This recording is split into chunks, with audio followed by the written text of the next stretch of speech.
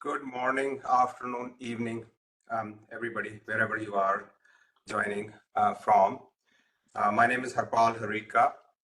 I am currently the Chief Information Security Officer at a fintech company called Repay. I graduated from PEC in 1995 with a degree in electronics and later went to Stanford Business School to complete my lead program. And I'm very passionate about building world-class security programs and helping companies improve their security posture. I want to take a moment to thank all of you for joining this PEC Super Achievers webinar today. It is your interest and engagement in this webinar that makes the event possible and meaningful. We have a fantastic session ahead, and there will also be a question and answers session at the end. It is now my privilege to introduce our esteemed guest, Mr. Tim Guleri. Tim is not only a visionary venture capitalist, but also a serial entrepreneur and a philanthropist who has left a significant mark on the tech industry. With a foundation in electrical engineering from Punjab Engineering College and master's in industrial engineering from Virginia Tech, Tim has built and led successful companies to monumental success. He founded and led Scopus Technology and Octane Software to a monumental success before turning to being a venture capitalist with Sierra Ventures in 2001. There, he has significantly impacted the technology world by taking companies like Sourcefire, MakeMyTrip public, alongside overseeing major acquisitions such as Shape Security by F5 for $1 billion.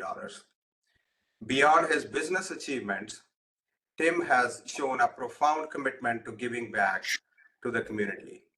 He has recently established Lieutenant Colonel SCS Guleri and Shama Guleri Keep Rising Merit Scholarship at PEC, which will support academically brilliant yet economically disadvantaged students. His work exemplifies a dedication to innovation, enterprise, and community upliftment. So please join me in welcoming Mr. Tim Guleri. Thank you, Harpal. Very kind of you to invite me. I'm not sure the moniker Super Achiever applies to me, but we all try, and I really appreciate you giving me a few minutes of your precious Sunday morning. Pooja had helped me yesterday in learning how to navigate the video sharing platform here. So I took some instructions and generally what might be interesting to the audience. So I prepared a handful of slides. If it's okay with the rest of you, I would want to maybe just share with you a little bit more about my story and a little more about what I'm doing here at Sierra, and then open the floor for questions. So let's see, Pooja, if I was listening yesterday. All right. Can you see? Yes, we can see it. Okay, wonderful. And let me see if I can go into full screen mode. Can you still see? Yes. Okay, wonderful. All right.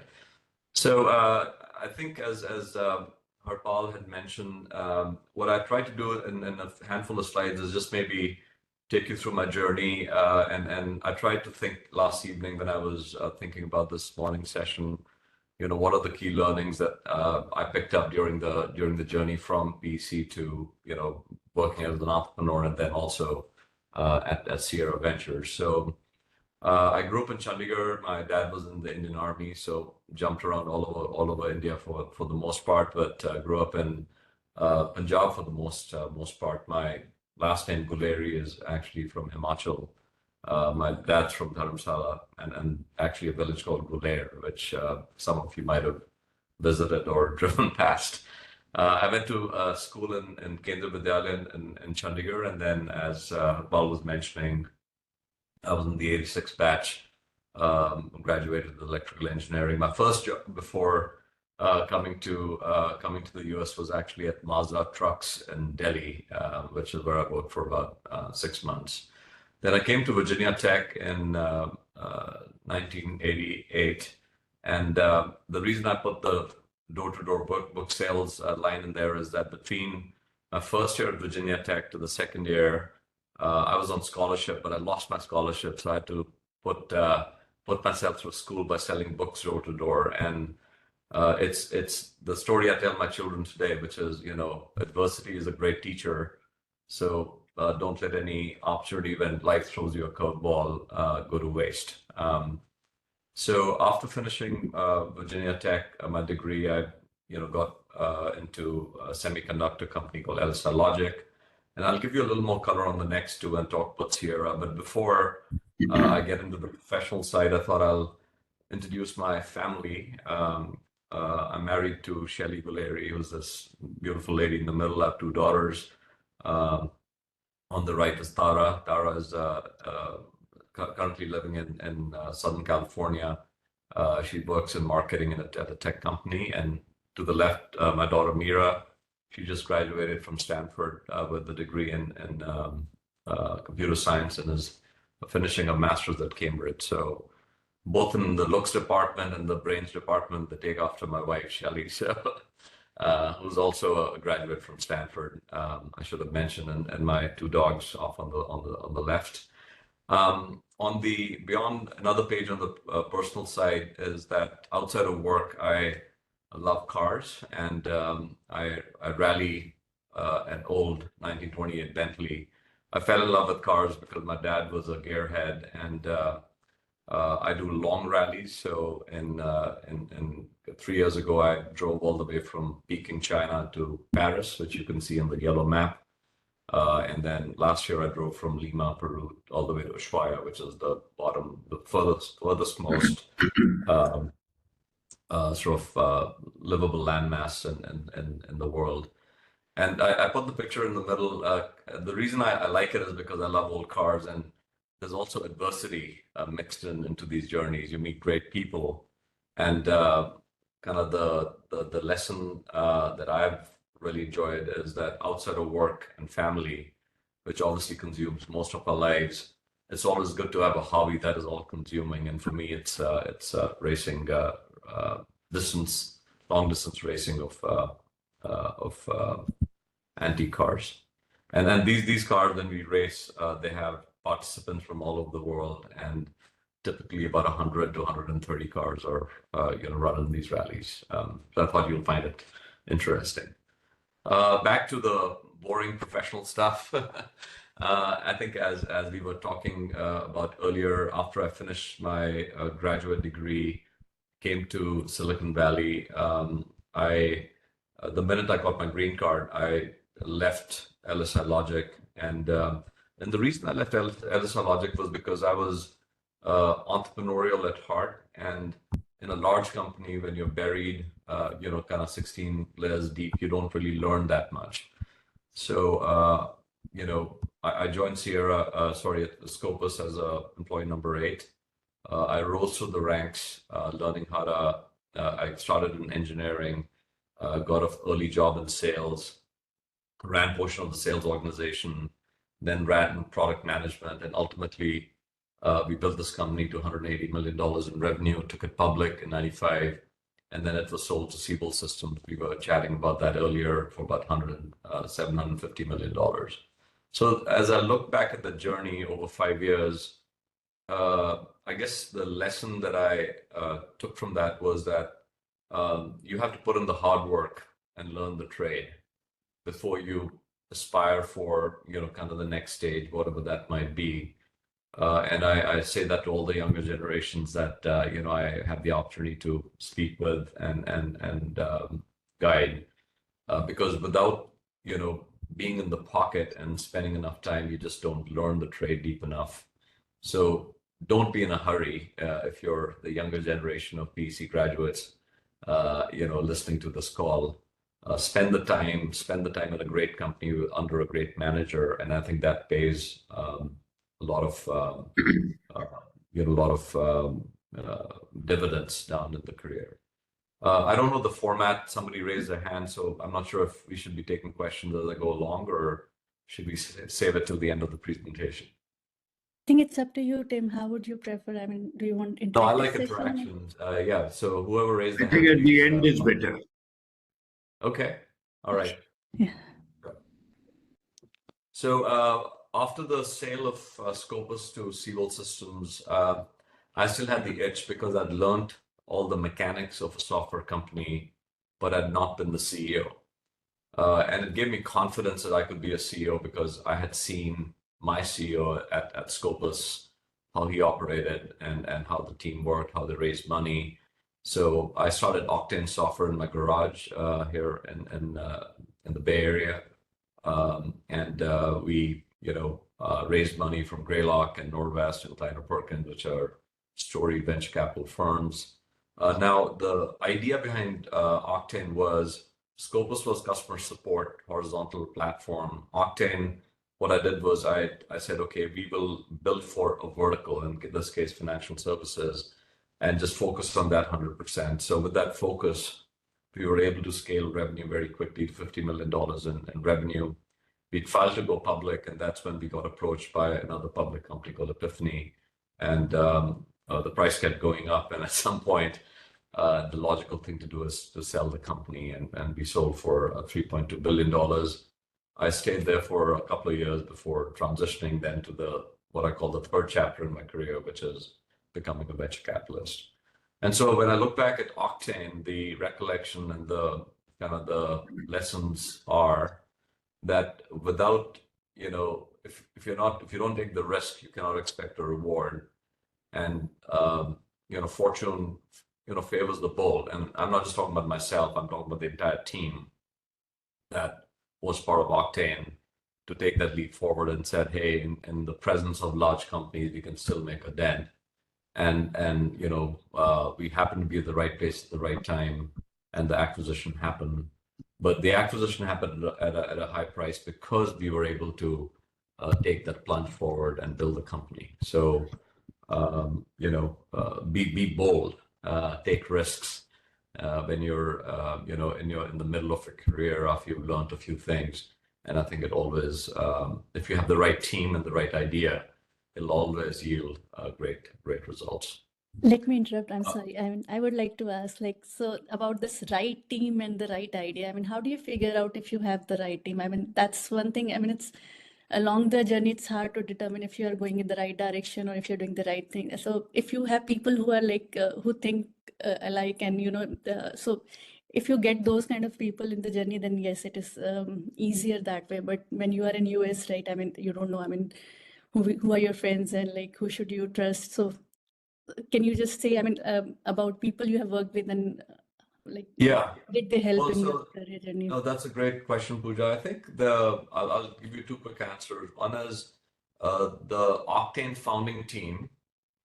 This is Kira McAgon, who was my VP of engineering, Rob Lahan, who was my VP of sales, and Robert Griffin, who was my VP of CTO, VP of technology.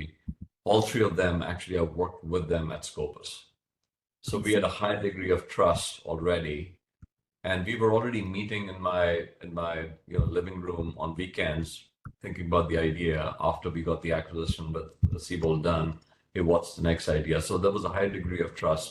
So the short answer is the easiest place where you can find co-founders is if you've worked with somebody before, because you know all the positives and the negatives of the personalities, right? Because it's a very stressful relationship because things don't go well when you're starting a company. Some days are great days, other days are not. You need people that have resilience, right? So I think that's one way to think about it.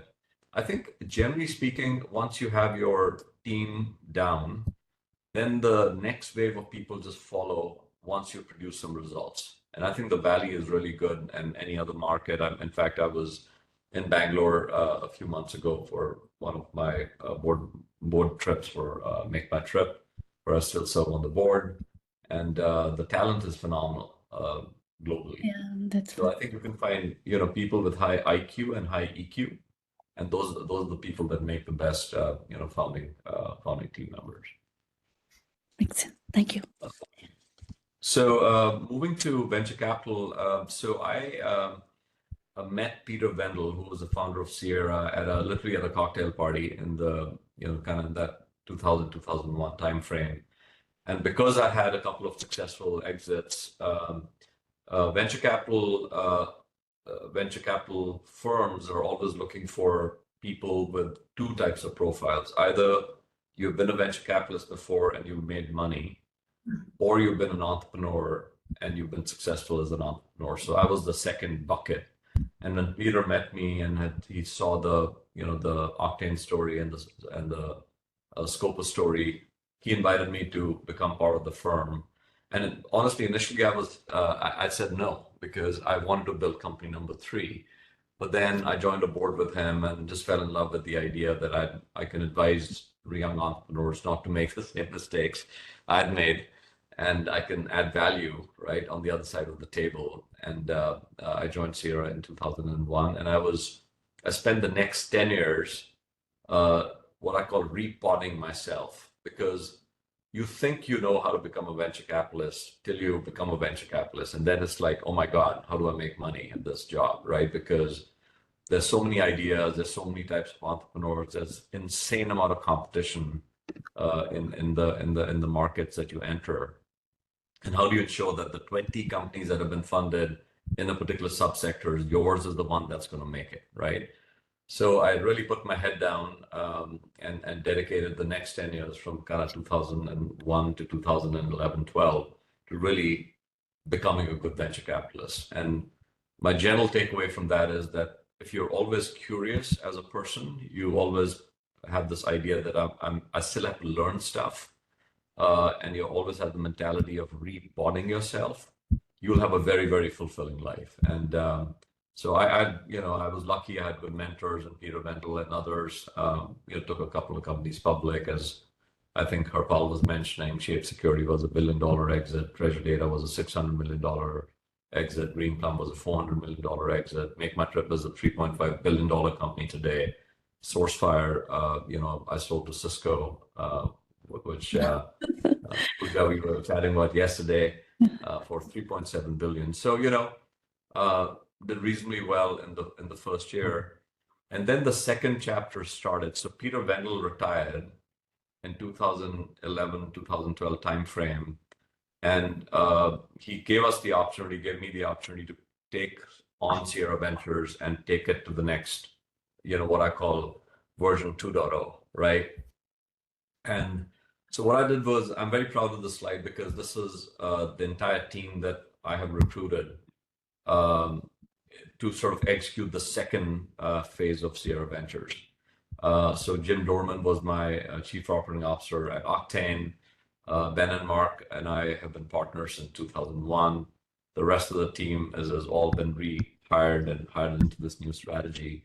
And the idea was to become the preeminent global firm, but be the first port of call. So when somebody's starting a B2B company, we want to be one of the first brands that think about to raise capital from. And we've successfully executed on that strategy. So every 3 to 4 years, I've raised capital. We've raised over $800 million of capital under these four funds now. And I don't believe in herky-jerky execution. So our execution is very steady. We're growing the funds up about 20% every year. And it's been very, very consistent on how this company is executing. And the results are following the execution of the strategy. So we've invested across the last decade in 111 companies. We've had 23 successful exits. 50% of the companies are outside the Bay Area. I'm actually very, very proud of that stat. And the reason is because entrepreneurship is global, entrepreneurs are global, and opportunities are global. So like today, right after I finish this afternoon, I'm having coffee with an entrepreneur that is pitching Sierra tomorrow. One of them has flown here from Tennessee, and another one is flying here from Chicago, right? Now, these guys both have built really amazing early stage businesses. And so the point being that the world is your oyster, and you should really think globally, and the fact that you can build great companies. And Out of the $800 million we've raised, we've invested, 463 million. The total portfolio value is 4 times that, 2.2 billion. We've already returned the capital we've invested. So that's, if you gave me $1, I've already given you $1 back. And now we're playing with house money, as I say. So all the profits are going to come back to you. And the total enterprise value of the portfolio is over 14 billion. So as the numbers would suggest, we're, a very strong performer. Last couple of things I'll say before I kind of wind up, that the sectors that we are investing in, again, at the highest level, it's business to business software. We focus on big data, which is obviously all things with data, as I say, is the new oil. So, we have a history in data processing, cloud infrastructure. We've done some really amazing stuff, including, by the way, quantum. So Q-Control is a quantum qubit infrastructure company. We invest in the smart enterprise, Industry 4.0, which is edge computing and verticalized strategies in the digital health, which obviously is a really big spend bucket in the US. So they're going through a whole transformation. And, obviously, everybody's talking about generative AI. We don't think of that as a separate discipline. I think it cuts across almost everything that we do, as shown by the slide.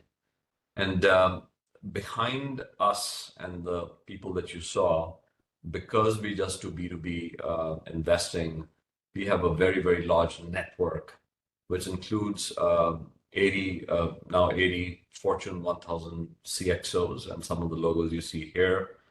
This would be, people that are the head of the CIO of Merck & Company, the CIO of Home Depot, the CIO of Delta Airlines, T-Mobile.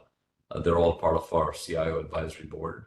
And then we have a very large conference in fall in the Bay Area, and some of the names or the photos that you see at the bottom are people that have come and presented. Last year we had Frank Slootman, before that Nikesh Arora from Palo Alto Networks, and this year Ali Ghodsi, who's obviously CEO of Databricks, which is a company doing really well. My final slide will bring it all back, which is, despite all these great journeys and people that I've met, people whose shoulders I've stood on, and people that have let me help them with their career, ultimately you have to keep it real. Don't let success in any way, shape, or form get to your head, because that is a bad way to be. You have to be humble. And this is some stuff that, I think I was taught when I was in PEC, because, people that you go to school with, they're very sweet. They leave their ego at the door. And I was at campus, as I think Harpal was mentioning, we just had this scholarship ceremony. Met, Professor Baldev Setia and Rajesh Kanda, who was the alumni association chair. And it's really fascinating and lovely to see how the school that has given us so much, continues to kind of, give you that DNA that keep with you for many, many decades, right? And everything that, I do and I think about. So, one of the things, the picture you see here is my mom was a gardener, so she used to kind of make me get my hands dirty, right? And it's a metaphor that if you get your hands dirty, no work is beneath you, right?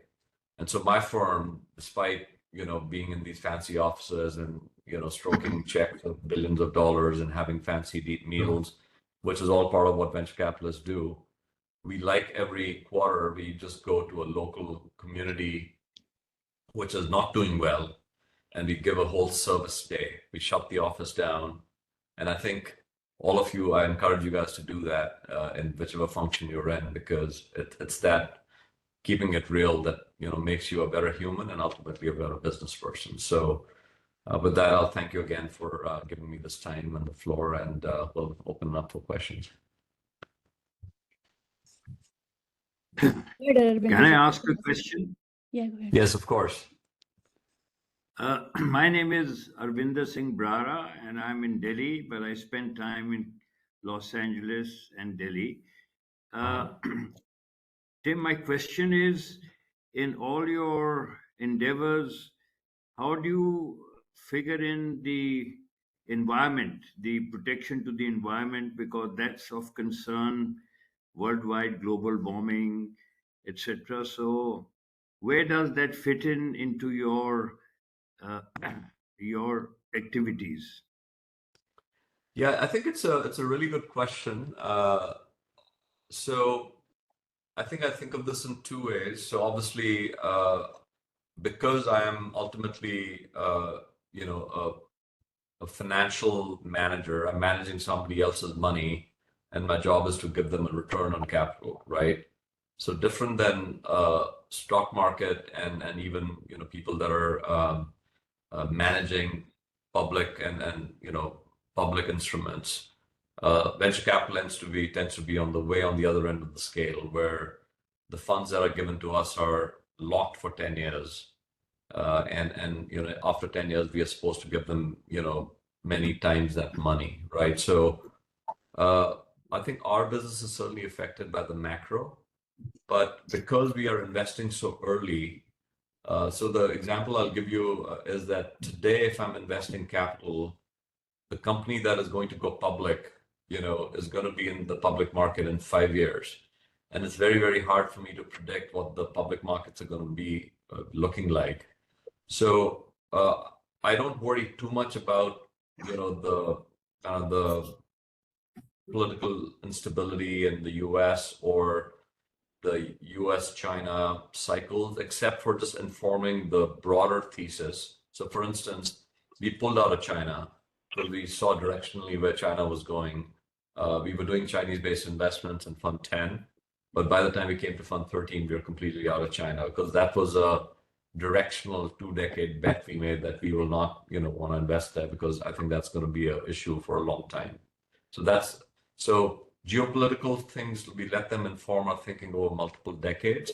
But when I bring the lens down to what's going to happen in the next 5 years or 4 years, we tend not to get too distracted by these global happenings because there we are making tech trends-based bets. So right now, generative AI and how that's going to impact certain verticals and unlock value, that's kind of where we're spending a lot of time and making a lot of investments. So that's hopefully answers your question, but that's how we tend to think about it at a 2-decade lens, and then at a 5-year lens, right? And look at these macro cycles. Thank you. Can I ask? Thanks, Tim. Is anyone Can I go coordinating? next? Mine.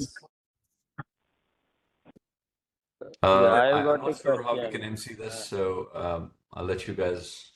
Yeah, I Yeah, think Mr. Puneet goes next. Can I I'm sorry, take you're one on mute if you're talking. small question, please? Good evening from India. I'm Dr. Lav Singh. I'm 79 batch pass out from PEC, Chandigarh. And I was working as telecom professional. I worked in Department of Telecom for 36 years, and now I'm retired. I'm settled in Chandigarh these days.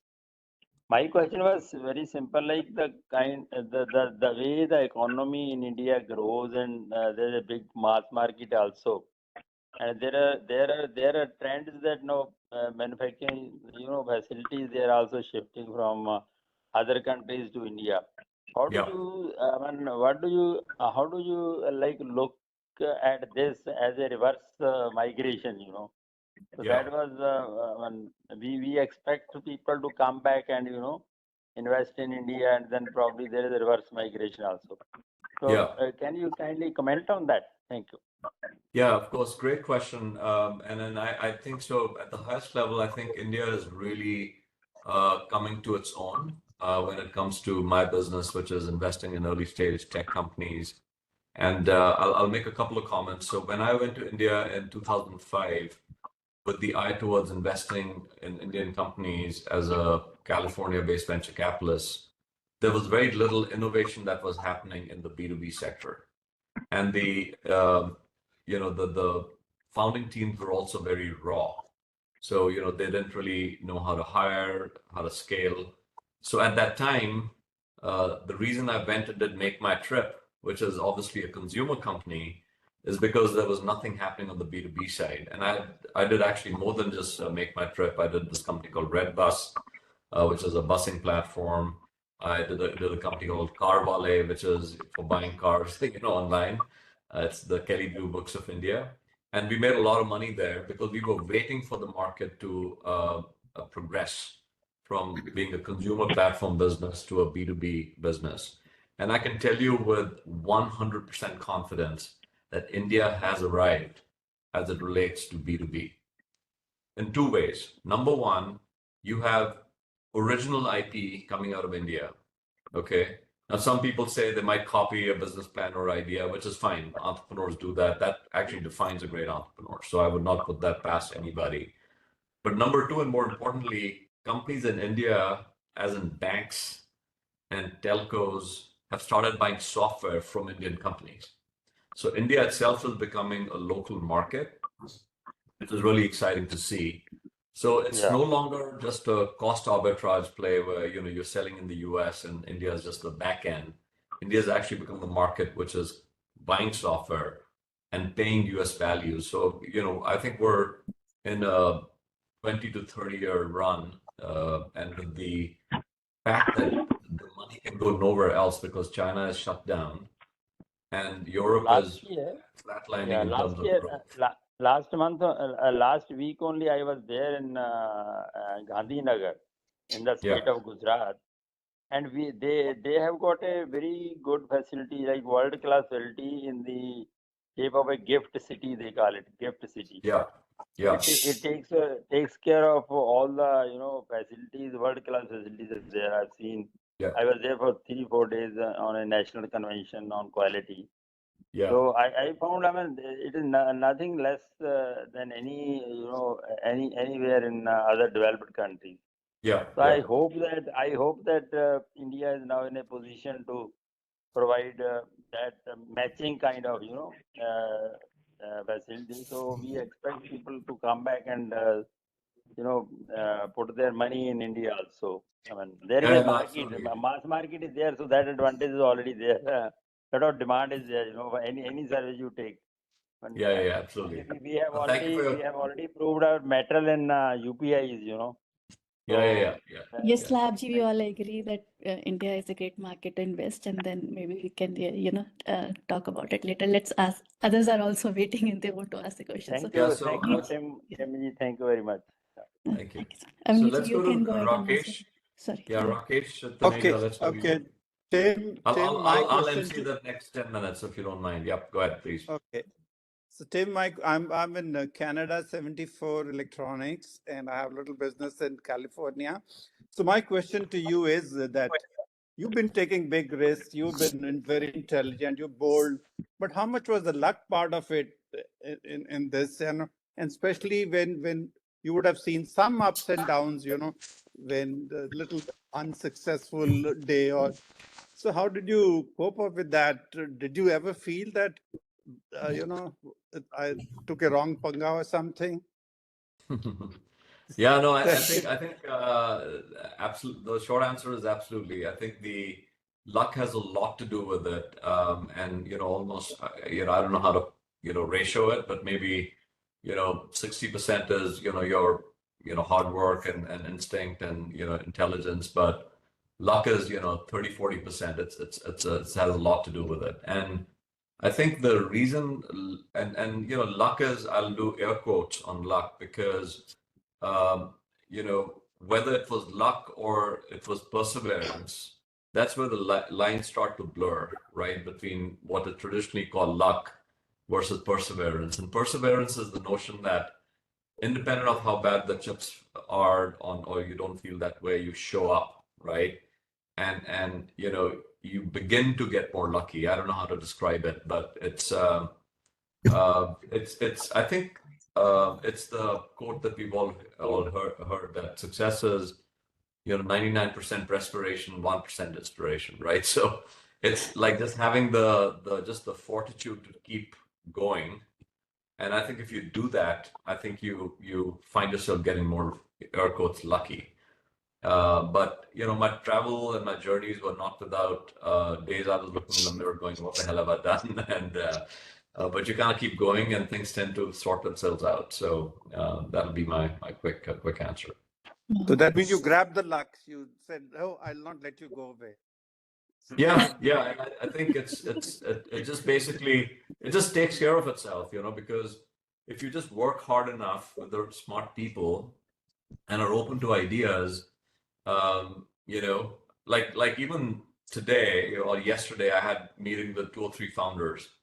Because for me, being a VC, it's not like I don't work on the weekends because I don't feel like I'm working because it's such fun. I'm meeting great people, and so it's kind of, I don't know how to describe it, but the amount of time you put behind the idea has a lot to do with the ultimate outcome and having the perseverance. So I'd say smarts, perseverance, and luck. Those would be the 3 legs of the stool. And perseverance is one that is the least talked about, but I think is the most important. And why focus on B2B only? Any such particular reason? Yeah, great point. And then we'll move to Sujata's question. So the reason B2B, you have to pick a lane if you really want to be good at something. And the best entrepreneurs and the best ideas are 6 layers deep. These people are not easy to uncover. And B2B is also sort of a market that, what I call a gift that keeps giving, right? So, with the global economy at whatever, 97 trillion, and everything has to do with manufacturing and, movement of goods, etc. So consumer markets are still very fickle and small relative to the B2B consumption. So I felt that we can build a 50-year fund, right? And then this is well past me being here at Sierra. If we just sort of become centered on B2B, because I think this trend is going to be here for a very long time. So that's why we chose B2B. Thank you. So with that, thanks, Rakesh. Over to Sujata. Hi, Sujata. Hey, Tim. So nice to meet you, and thank you for doing this. So I'm dialing in from New York, and I work in financial services consulting, and I'm ENEC 95. I actually have 2 questions if time permits, but let me start with the first. So the first is, Tim, I was actually smiling when you were talking about Octane, right? You said they're in customer support software for financial services. And even 25 years later, it's kind of the same conversations I have with financial services clients. Yeah. So my question to you is, what's your take on technology for solving problems? Like, do you think it's going to be this incremental, gradual thing continuing, or do you feel like with all the talk now about generative AI and all, there's going to be some really major, drastic and rapid changes in the ways industries use technology? I know it's a broad question, but No. It's a great question. And Sujata, we think about this very deeply. So I think let me kind of take a step back. So, and you guys have obviously read about all this, that when I was an entrepreneur, the reason Octane became so, such a great outcome so quickly, because I hit the internet wave perfectly. You guys remember 1996 is when the internet, quote unquote, was born, right? And I hit that perfectly with my company and idea, and we rode that wave. And what happens is, when inventory of companies is less and the market is expanding faster, the value that is ascribed to those companies is disproportionately higher, right? So internet happened, then the bubble, obviously, stuff collapsed and blah, blah, blah. And then the cloud market was the next wave of innovation, right? Kind of the 2007, 2008. Then there was a mini innovation cycle in 13 around mobile. And now when you fast forward to kind of 2020, 2021, you kind of have this whole Gen AI thing that's happening, right? I feel that Gen AI is on a relative scale, transformational. So in other words, in my brain, if the internet was a 1x, generative AI and its derivatives will unlock maybe 3 to 4 times the value. So it is really a massive wave. And the reason it's a massive wave is because I think it's going to touch every industry, right? And it's going to give the opportunity to take away a lot of the inefficiencies that have been built into these markets over the last 40 years, right? So that's the promise of generative AI in the market. And the other way to think about this is that today we talk about three legs of the stool, right? So one is compute, right? We are happy to rent compute from AWS. We're happy to rent storage from AWS or Google. We're happy to rent networking from Google or Azure or AWS. The fourth leg is renting generative AI, which is what you're seeing OpenAI and the rest of the guys do. But the value of that is so disproportionately larger than the other three legs that I think it's going to be a huge unlock. So we are feeling very bullish about that. We are not investing in core infrastructure, so we stay away from the chip guys.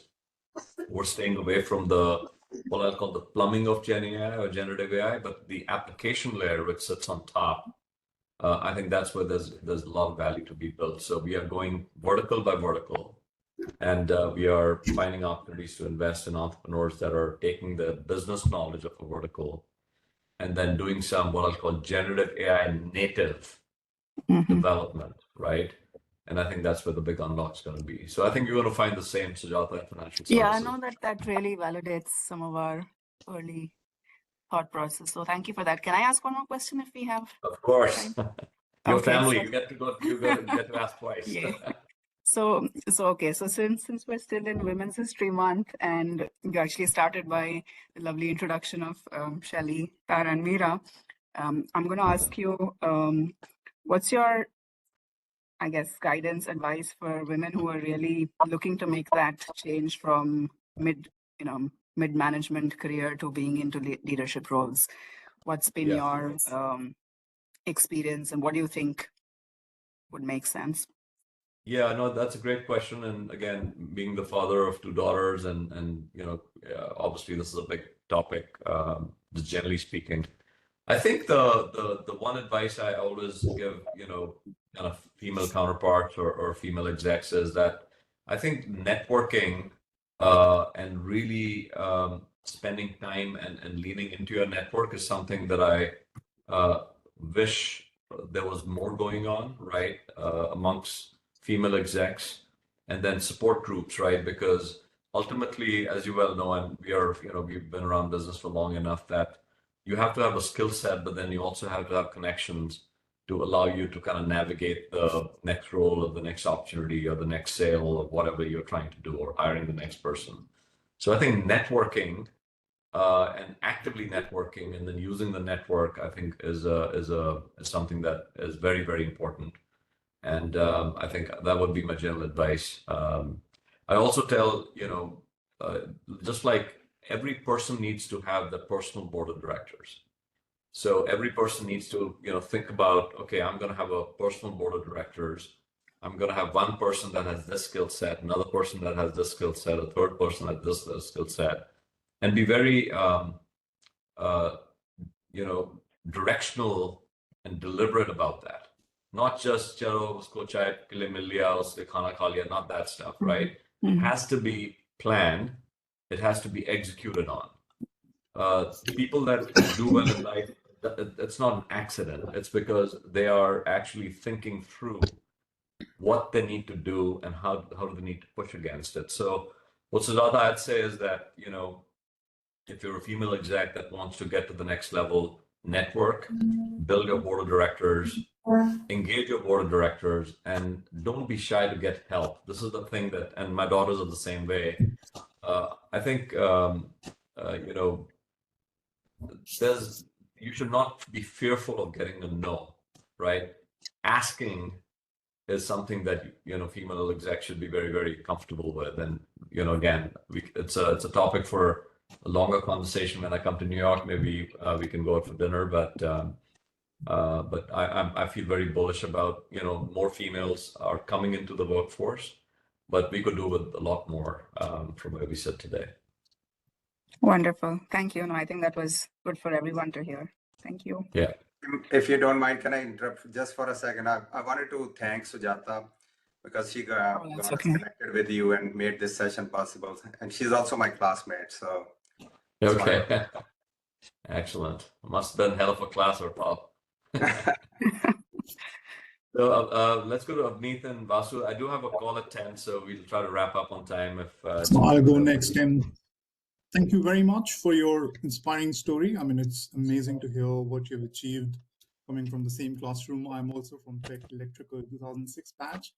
I currently work with Salesforce based in Amsterdam, and I've been thinking about going on an entrepreneurial journey. I have some ideas, but what I want to hear from you today is, when you were starting on your entrepreneurial journey in Octane, what was your biggest failure?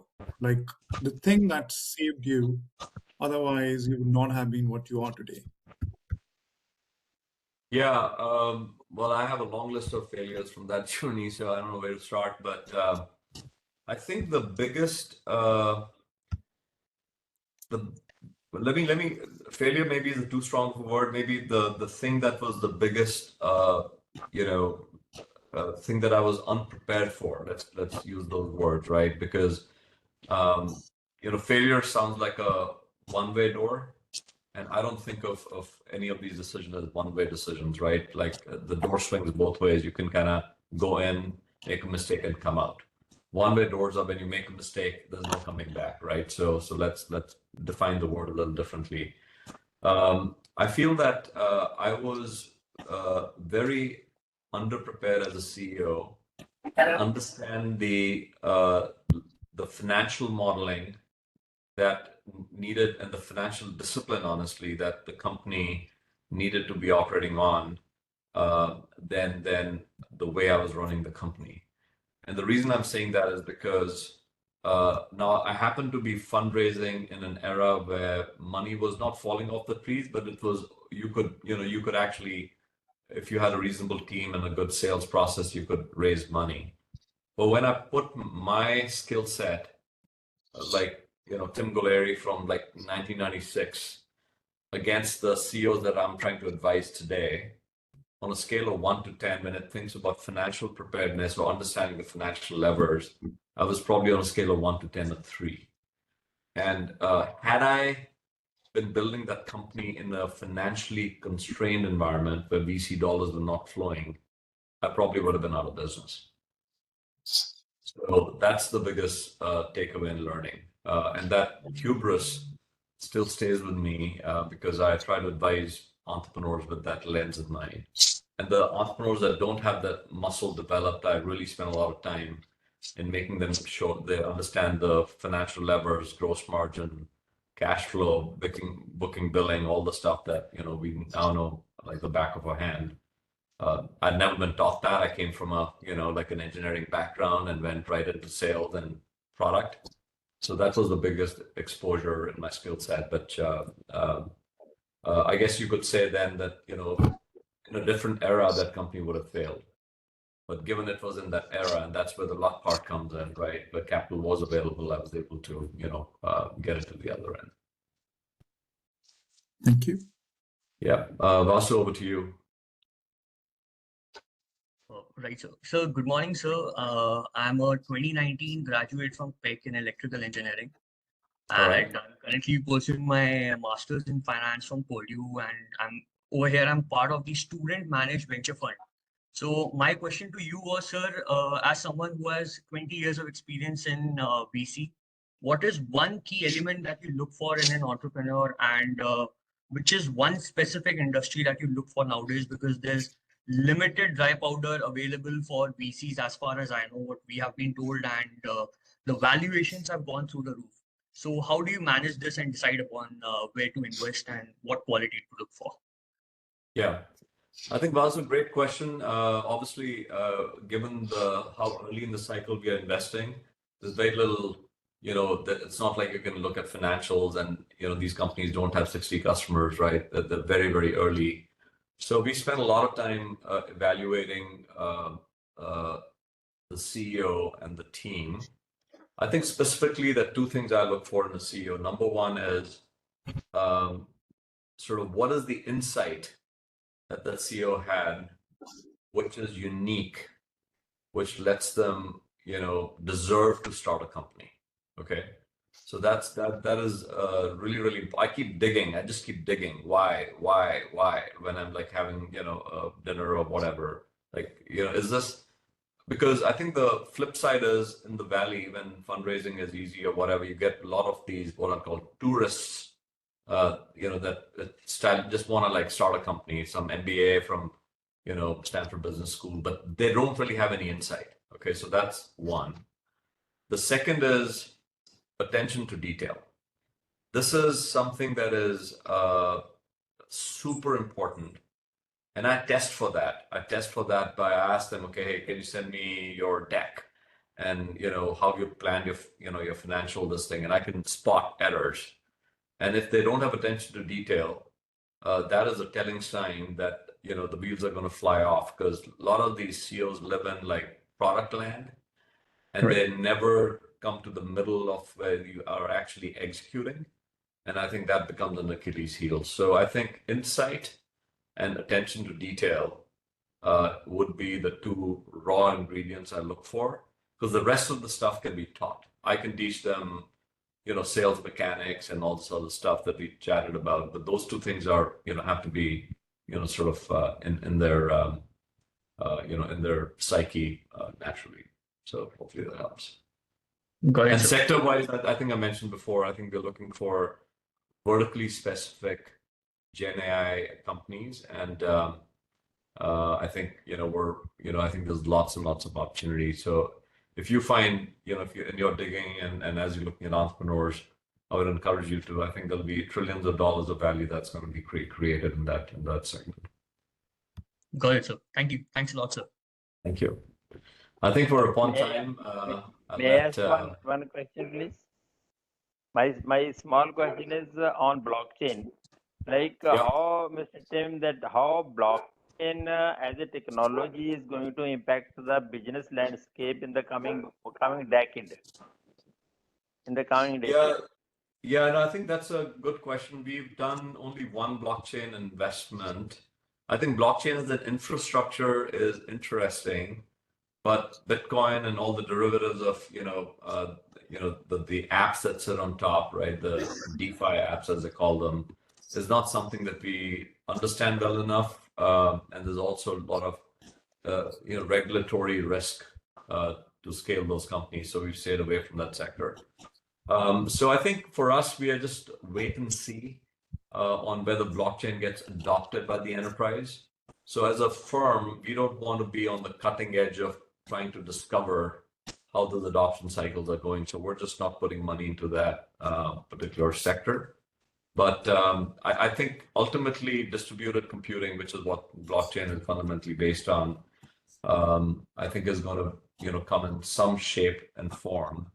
But we are letting just the market evolve in its natural way, because no amount of venture capital can accelerate the clock of adoption. So we just stay away from that, let that develop, and then maybe in fund 14 or 15 we'll accelerate our investments. In the interest of time, I think I'd like to wrap up. Thank you so much. It's almost 10 o'clock. So first of all, I want to thank Mr. Tim Guleri for the excellent presentation and answering all the questions. It was really a fantastic session. And also want to thank Pooja and Harpal for their help in organizing this webinar, and excellent questions from the audience. Very well done. I'd like to now kind of summarize maybe three or four takeaways. There are lots of takeaways, but maybe three takeaways which registered in my mind.